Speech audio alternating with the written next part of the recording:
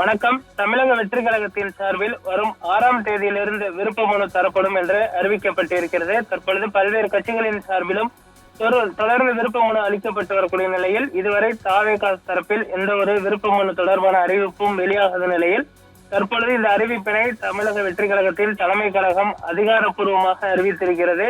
தமிழக வெற்றி கழக தலைவர் அவர்களின் ஆணைக்கிணங்க சட்டமன்ற தேர்தலில் போட்டியிட விரும்பும் கழக தோழர்களுக்கு விருப்ப மனு விநியோகம் என்றும் தற்பொழுது அறிவித்திருக்கிறார்கள். தமிழ்நாட்டு மக்களின் நம்பிக்கையாக திகழும் தமிழக வெற்றி கழகம் அவர்களின் எதிர்பார்ப்புகளை பூர்த்தி செய்யும் வகையிலான நல்லாட்சியை வழங்கும் நோக்கில் வெற்றி தலைவர் அவர்கள் தலைமையில் தீவிரமாக களமாடி வருகிறது.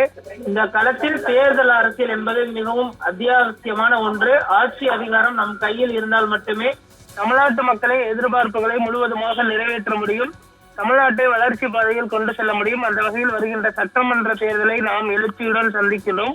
தமிழகத்தில் 234 சட்டமன்ற தொகுதிகளிலும் தமிழக வெற்றி கழகத்தின் சார்பில் நம் வெற்றி தலைவர் அவர்களின் ஆட்சி பெற்ற வேட்பாளராக போட்டியிட விரும்பும் தோழர்கள் தங்களின் விருப்ப மனுக்களை அளிக்கலாம். இதற்கான விருப்ப மனுக்கள் வரும் பிப்ரவரி 6 வெள்ளிக்கிழமை முதல் 14/2/2026 சனிக்கிழமை வரை தலைமை நிலைய செயலகத்தில் வழங்கப்படுகிறது. பிப்ரவரி 6ஆம் தேதி நண்பகல் 12 மணி முதல் விருப்ப மனுக்களை பெறலாம். இதர நாட்களில் காலை 10 மணி முதல் மாலை 6 மணி வரை விருப்ப மனுக்களை பெறலாம். விருப்பம் உள்ளவர்கள் அவற்றை பெற்று அதில் சேர்க்கப்பட்டுள்ள அனைத்து விவரங்களையும் முழுமையாக பூர்த்தி செய்து உரிய ஆவணங்களுடன் ஒப்படைக்க வேண்டும் என்று தமிழக வெற்றி கழக தலைவர் ஆணைக்கிணங்க கேட்டுக்கொள்கிறேன் என்று தற்பொழுது பொதுச் செயலாளர் என் ஆனந்த் அவர்கள் தற்பொழுது தெரிவித்திருக்கிறார்.